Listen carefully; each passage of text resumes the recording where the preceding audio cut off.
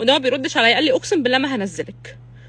اقسم بالله انا حالة الرعب اللي انا دخلت فيها محدش ممكن يتخيلها. الموضوع كله يبان وانا بحكي انه بسيط، بس انا سواق على الطريق السريع عدى المكان اللي انا هنزل فيه ومكمل بيا، انا معرفش هو مكمل بيا على فين. العربية كان فيها 3 بنات، ما خدتش بالي اصلا من ال3 بنات من كتر حاله الرعب اللي فيها غير لما نزلت، وده مكمل. انا لقيت نفسي من حاله البانيك اللي انا دخلت فيها عماله ارقع على الباب واقول له نزلني نزلني، بقول لك نزلني هنا.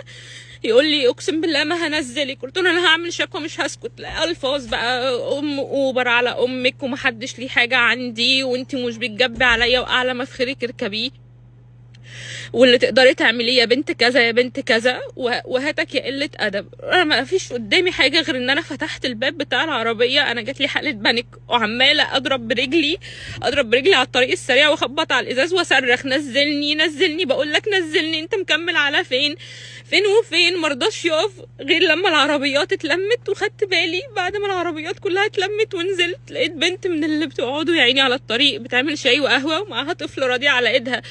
انا نزلت ركبي بتخبط في بعضها من كتر ما انا مش قادره اتلم على اعصابي، وما نزلتش غير انا بقول له انا مش هسكت، انا هعمل لك محضر. بيقول لي عليكي وعلى المحضر وفيكي يا بنت الكذا. وبص على البنات ورا وشها مصفر، كانوا حوالي تقريبا 3 بنات وشهم مفهوش ريحه الدم من كتر الرعب اللي هم شايفينه ومش عارفين يعني يتكلموا. لما وقفت عشان انزل كان بيفك البلت بتاع العربيه عشان عايز يضربني، يقول لي انا هعمل فيكي واسوي يا بنت الكذا يا بنت الكذا. ولما انزل البنت راحت خدتني وراحت جايبه لي ميه، ركبي ما كانتش شايلاني من المنظر، والله العظيم ما كانتش شايلاني من المنظر. اول مره اتحط في الموقف ده في حياتي.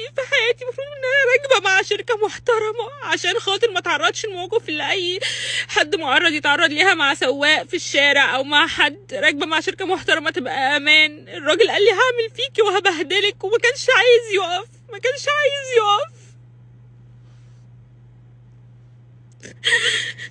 البنت بتقول لي انا سامعه صريخك ولقيت الراجل اللي بيجيب مني الشاي، قلت له النبي الحقها. العربيات كلها كانت بتتلم عليه وكان هيمد ايده عليا. ليه اتحط في موقف ان انا اتشتم بالاهل؟ واحد كان هيمد ايده عليا شكله مبرشم. انا بحمد ربنا ان انا كنت الصبح